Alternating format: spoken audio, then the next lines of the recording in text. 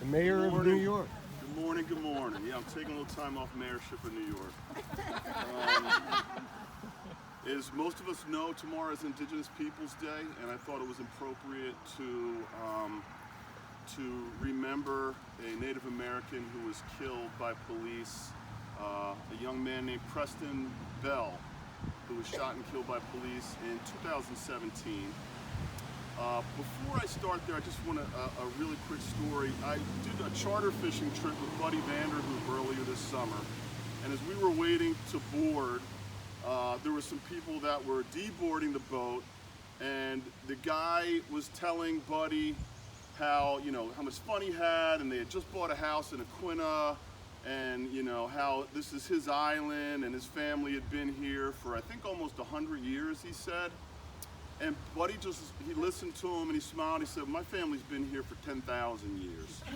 And the guy didn't know what to do with it. He was like, oh, okay. But I just thought, to take a second and acknowledge that we are all standing on stolen ancestral ground of the Wampanoag tribe, and this place that we love so much and means so much to so many of us.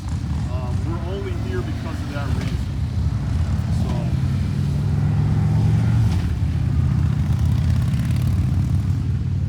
So Preston Bell.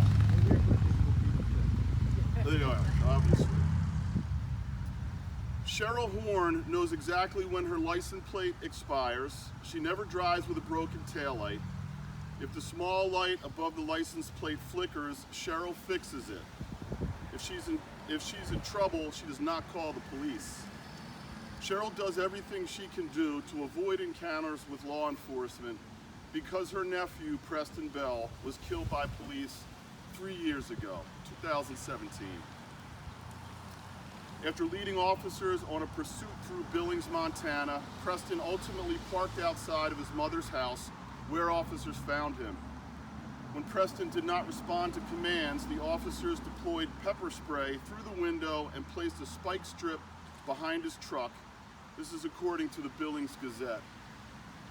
Preston awoke, reversed the truck into a patrol car, and drove forward in the direction of 2 patrol cars, prompting officers to fire, according to multiple officers at the scene. The officers then shot at him 74 times within 6 seconds, killing him. He was 24 years old. Cheryl